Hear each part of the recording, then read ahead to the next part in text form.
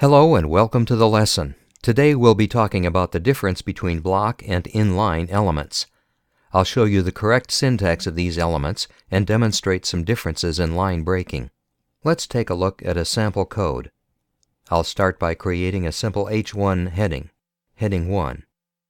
I'll duplicate the code and change the number 1 to number 2 in the second element, so that I don't confuse the two headings. Let's view the result in a browser.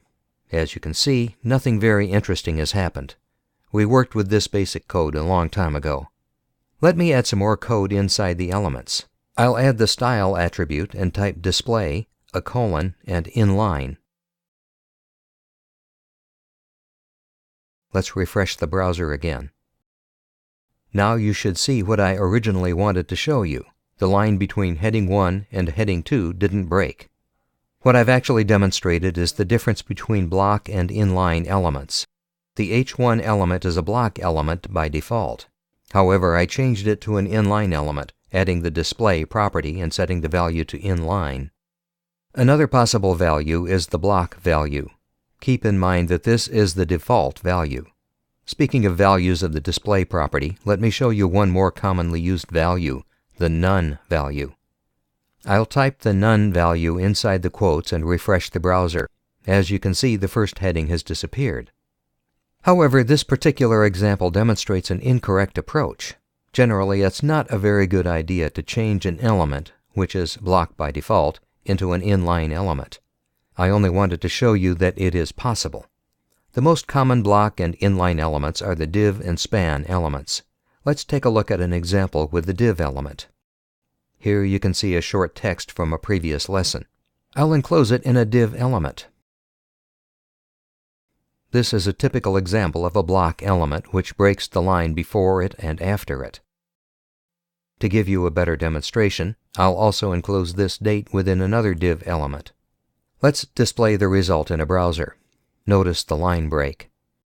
Now I'll replace this div element with a span element, which is inline by default. Let's refresh the browser again. As you can see, the line break disappeared.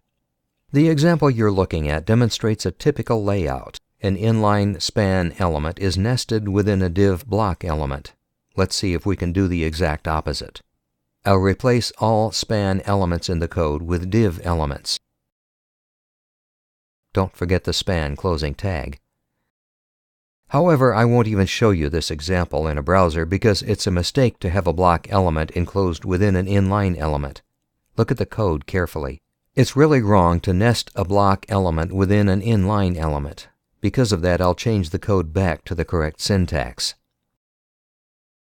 Again, don't forget the closing tag. The span element is inside the div element. Keep in mind that this is the correct syntax. There are no more differences between these two elements. To finish the lesson, I'll show you the same example using a different pair of block and inline elements. First, I'll replace the div element with a p element. Next, I'll replace the span element with a strong element. Although you all know what the result will be, I'll display it in the browser anyway.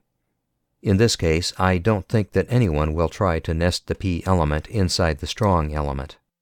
Thank you for joining me today, and I'll look forward to seeing you the next time.